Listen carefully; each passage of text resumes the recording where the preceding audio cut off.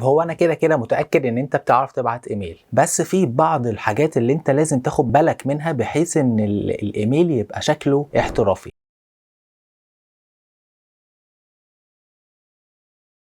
طيب تعالى نجيبها من تحت خالص. تخيل ان انت بتتكلم مع شخص قدامك، شخص فيس تو فيس. ايه المرسلات اللي بالنسبه لك طالعه من عندك والمستقبلات اللي هي رايحه عنده؟ لو جينا نبص المرسلات اللي جايه من عندك، طريقه كلامك، الكلام اللي خارج من بقك، نبره صوتك، تعابير وشك، البادي لانجوج بتاعتك، انت بتوصل الرساله زي ما انت عايز. سواء مثلا انت بتتخانق، سواء انت بتعتذر، سواء انت بتطلب طلب، فبتعرف توصل الرساله بكذا مرسل طالع من عندك. طيب الشخص اللي قدامك ايه المستقبلات اللي عنده؟ طبعا ودنه سامع صوتك، سامع نبرة صوتك، التون بتاع صوتك، شايف طريقة كلامك، شايف تعابير وشك، شايف البادي لانجوج بتاعتك. فبالتالي الكلام اللي هو بيكون فيس تو فيس بيوصل الرسالة تقريبا 100%، تمام، ما عدا بعض الحالات. طبعا لك ان تتخيل ان انت شيل كل التواصل اللي بينك وبين الشخص ده، وانت مطالب ان انت توصل المعنى بتاعك او القصد بتاعك عن طريق فقط الكتابة. مفيش لا تعبير وش، لا هو شايف تعبير وشك ولا شايف صوتك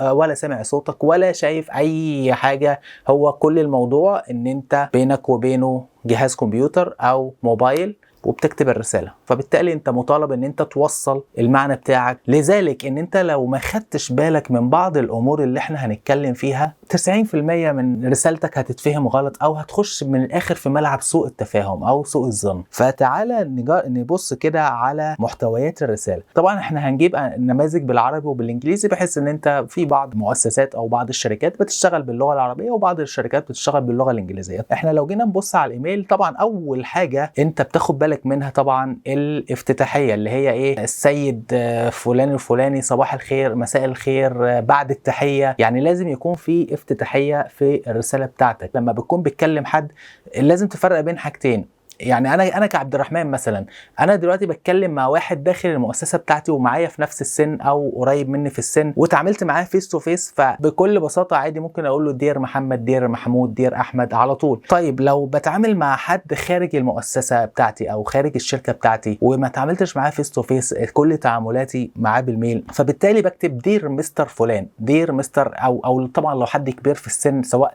بتتعامل معاه داخل او خارج الشركه، يفضل ان انت تكتب مستر او مس فلانه. بيفرق مع ناس كتير لو انت هتندهه بالاسم بتاعه العادي او تحط مستر او مس. تحيه طيبه وبعد عادي، يعني انت السلام عليكم، تحيه طيبه وبعد، بعد التحيه صباح الخير، مساء الخير، كل ده ايه يعني ليك مطلق الحريه فيه. بعد كده هنا هنيجي الجزء ده من الاخر الملعب بتاعك اللي انت بتشوط فيه الرساله بتاعتك، بمعنى ان انت بتطلب طلب، بتستفسر عن حاجه، تبعت تقرير. من الاخر هو هنا ده مراد الرساله بتاعتك. وبعد كده في الاخر لكم جزيل الشكر او بانتظار ردك، ايا يكن. يعني هنا الخاتمه بتاعه الرساله بتاعتك. طيب هل معنى كده ان انت لو بعت الرساله بتاعتك كده بالشكل ده هي كده تمام؟ لا للاسف. هو في اخر جزء اللي هو من الاخر الكارت بتاعك، السيجنتشر دي من الاخر هي فيها كل البيانات الخاصه بيك. بمعنى ايه؟ من الاخر البيانات اللي انت عايز الشخص اللي انت بعت له رساله يتواصل معاك عن طريقها. فرضا انت بعت رساله بدون سيجنتشر، كده انت اجبرت الشخص اللي انت بعت له رساله ان هو ما يردش عليك غير على الميل فقط. هو لا عارف رقم تليفونك، لا عارف عنوانك، لا عارف اسم المؤسسه بتاعتك او الشركه بتاعتك، مش عارف اي حاجه خالص. فانت كده اجبرته ان هو مش هيرد غير على الرساله بس، ريبلاي ليك وشكرا. السيجنتشر دي، تخيل ان انت جالك رساله بدون سيجنتشر. طب انت عايز تكلم الشخص اللي بعت لك الرساله دي باي فون، عايز تكلمه بالتليفون، طب هتعمل ايه؟ طب عايز تعرف هو تبع شركه ايه، عايز مؤسسه ايه، انت مش عارف اي حاجه. فبالتالي مهم جدا للطرفين ان ايه السيجنتشر تكون موجوده فيه، بيكون فيها بيانات الشركه بتاعتك، رقم التليفون، رقم التليفون الارضي، لو في اكستنشن داخلي، كل ده هنعرفه بالتفصيل واحنا بنعمل السيجنتشر. انا دلوقتي فتحت رساله، طبعا هنفتح الرساله هنعمل كده ونروح عاملين نيو ايميل، هيروح فاتح لنا شكل الرساله دي. طبعا هنا الرساله دي طالعه من عندك. طبعا انا هنا حاطط ايميلاتي كلها، وانت بتختار الايميل اللي انت عايز الرساله تطلع منه. طبعا في المؤسسات او في الشركات عاده بيكون ايميل واحد، لان هم في بعض الاي تي ما بيسمحوش الا انه يكون الايميل بس بتاع الشركه. طبعا انت لو معاك لاب في البيت تقدر ان انت تحط كل ايميلاتك فروم ده منك انت تو الشخص المعني بالرساله. يعني انت دلوقتي باعت الرساله دي لشخص اسمه مثلا سي بهلول اللي احنا عملنا ايميله قبل كده، انت بتوجه الرساله لبهلول هو المراد. طيب السي سي عاده اللي هي اختصار لكربون كوبي، اللي هي انت بتودي الرساله دي لشخص ثالث يطلع عليها، وعلى فكره بيكون ليه حق برضو انه يرد. يعني ممكن انت حاطط ناس في السي سي يروحوا عادي ردين، فاللي في السي سي ده مش مطالب ان هو يرد، ولكن بيطلع على الرساله. في حاجه بي سي سي اللي هي البلايند سي سي. البلايند سي سي ده عباره عن ايه؟ انت بعت رساله لبهلول، حلو، وحطيت مدير بهلول في السي سي، حطيت حد ثالث حطيته في البلايند سي سي، لا بهلول عارف ان انت بعت له ولا مديره عارف ان انت بعت له. الشخص ده بيروح له رساله عارف ان انت بعت للاشخاص دي، بس الاشخاص اللي انت بعت لهم هم ما يعرفوش ان انت بعت. عاده يعني هو اوبشن انت تعرفه، بس ده يعني عاده بيتم استخدامه بشكل مش كويس. يعني انا بالنسبه لي انا لحد النهارده ما شفتلوش استخدام عدل. يعني الافضل ان انا لما اكون عايز اعرف حد بعرفه في السي سي، بحيث ان كل الاطراف تكون عارفه انا بعت لمين، تمام. بس هو ايه مهم ان انت تكون عارف ده.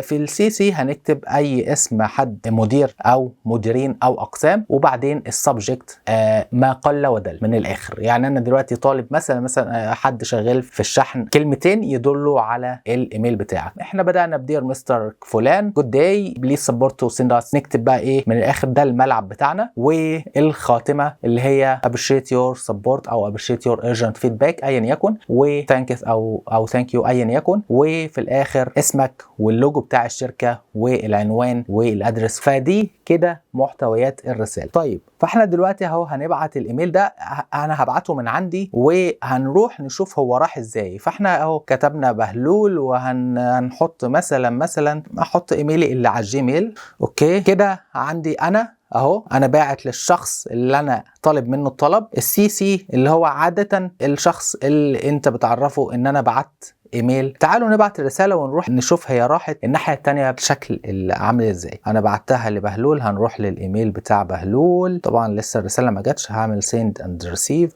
طيب هنا بص زي ما احنا شايفين، احنا دخلنا على الانبوكس، طبعا الرساله ما لقيناهاش. فاكر ان كان في حاجه اسمها جانك ميل، هو الكمبيوتر اغبى آلة على وجه الارض، يعني الانسان هو اللي برمجها، فبناء عليه ممكن تخش تشوف على الجانك ميل. لا هنخش نبص على الجانك ميل. انا كريسيفر بقى، انا المستقبل للرساله، هنلاقي الرساله جايه من عبد الرحمن لشخص اهو تو اللي هو انا، ومحطوط حد في السي سي وبالشكل اللي احنا شايفينه ده. لو جينا نفتح الرسالة، طبعا الافضل عشان تشوف الرسالة بشكل افضل بكل بساطة هتشدها في الانبوكس. شديناها في الانبوكس هنلاقيها نزلت هنا بالشكل ده. هنفتح الرسالة، هنقرا محتويات الرسالة. دير مستر كذا، ده شكل الرسالة. عايز دلوقتي ان انا ارد على الرسالة دي. انا دلوقتي من ايميل بهلول، انا عايز ارد على عبد الرحمن. طيب ارد ازاي؟ طبعا احنا دلوقتي اهو قافلين الرسالة. عندي طريقتين ارد عليه، يا اما من بره كده ان انا ممكن ارد عليه، بس انا يا عبد الرحمن افضل ان انا ادوس دبل كليك على الرساله. طيب في عندنا طريقتين للرد. لو جينا في عندنا ريبلاي تو اول وفورورد.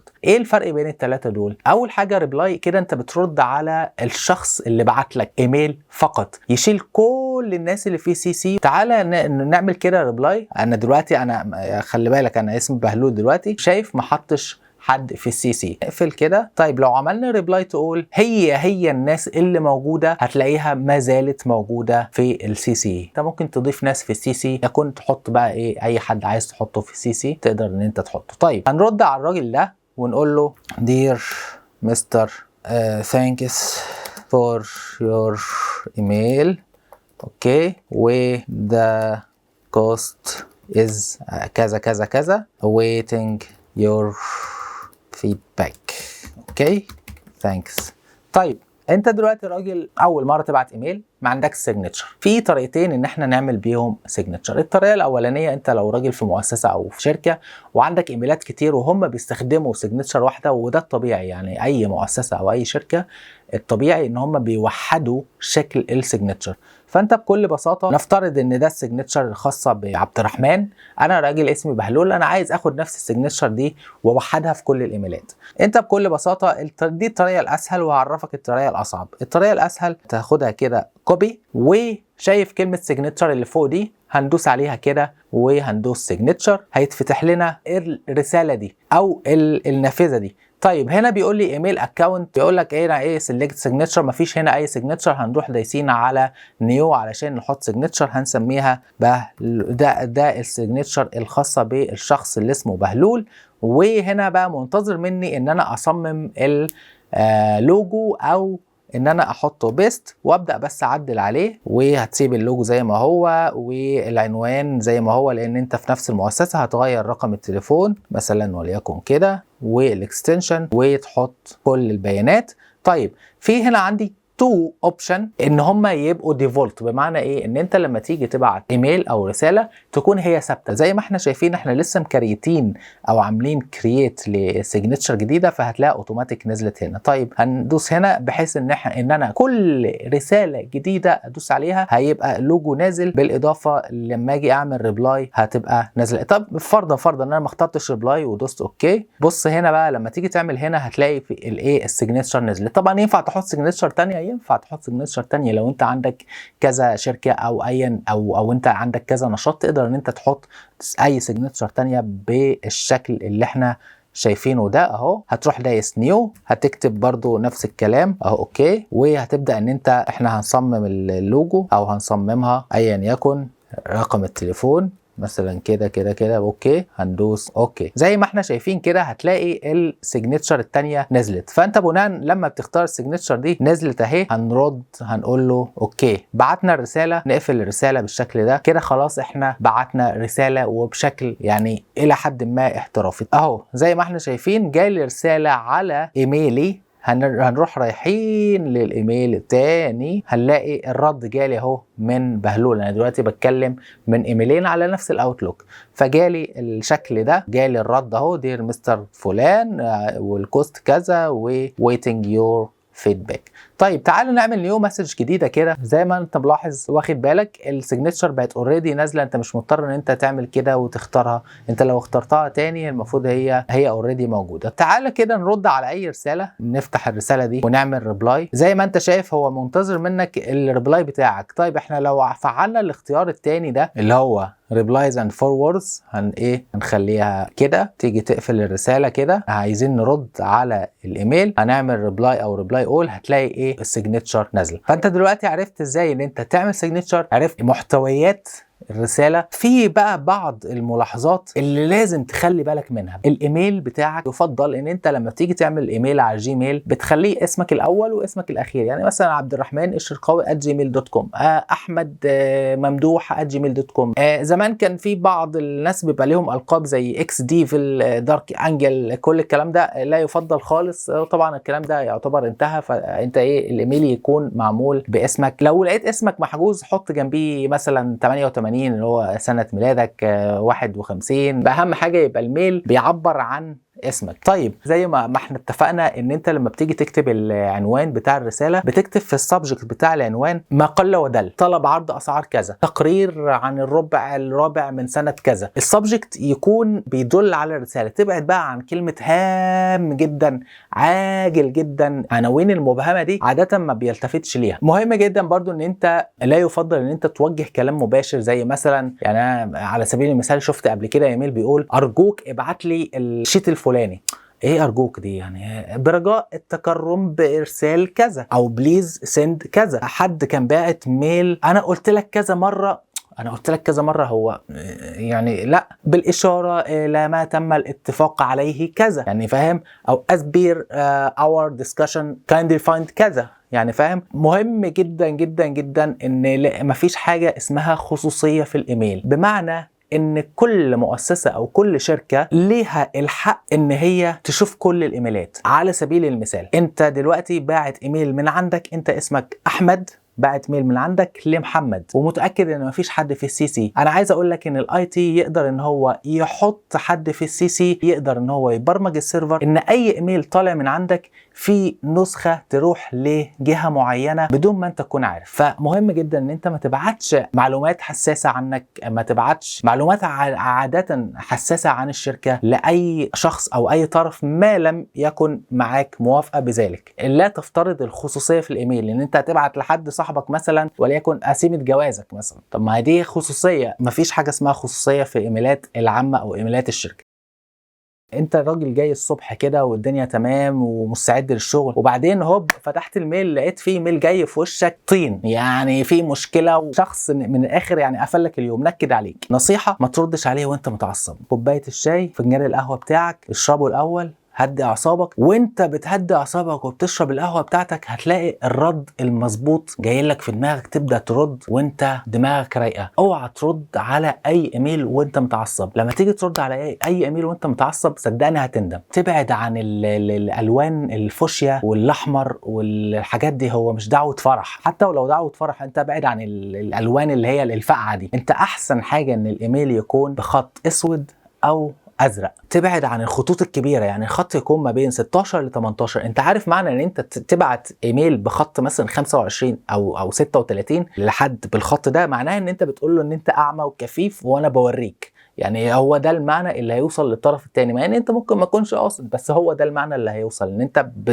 بتشكك في نظره.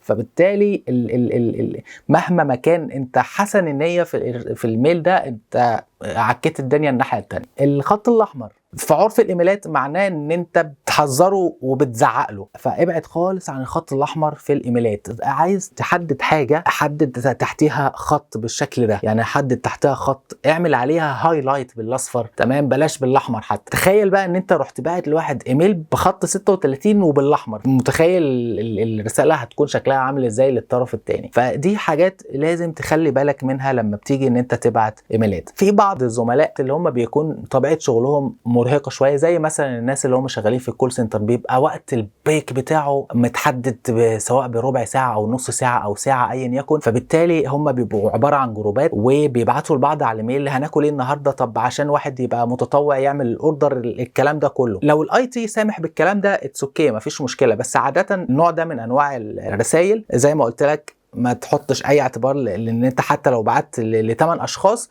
الاي تي بيكون عارف محتوى الرساله ومش بعيد ان هو يكون بيروح له كوبي. فبالتالي يعني يفضل ان انت ما تكترش من الرسائل دي. في بعض الناس بيبقى واخد راحته في الميل عادي خالص، في موقف ضايقه النهارده تلاقيه راح كاتب لزميله في الميل ومثلا راح شاتم حد معين، فلو الموضوع فيه شتايم، فيه تقطيع فرو، فبلاش، يعني بلاش في الميل، لان كده كده زي ما قلت لك ان مفيش اي خصوصيه في الميل. طيب تقدر تسكيب كل الكلام ده امتى؟ لو انت بقيت ان شاء الله يعني ايه رئيس مجلس اداره او بقيت مدير، انت بتسكيب كل ده. بمعنى ادق يعني بتلاقي اتنين مقطعين بعض في الميل وخناقات ومش عارف ايه وعارضين حل، انت بكل بساطه كونفيرمد. انت بقى مش مطالب تعمل افتتاحيه ولا تعمل ولا حتى مطالب تحط سيجنتشر، انت بتقول كونفيرمد ابروفد بس كده، ان شاء الله ربنا يعني يكرمك وتعمل سكيب لكل ده. بتقول لهم قرار: انا كونفيرمد على الكلام ده، انا ابروفد بالكلام ده،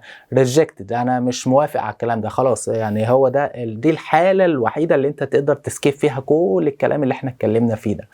تمام، وبس كده. سلام.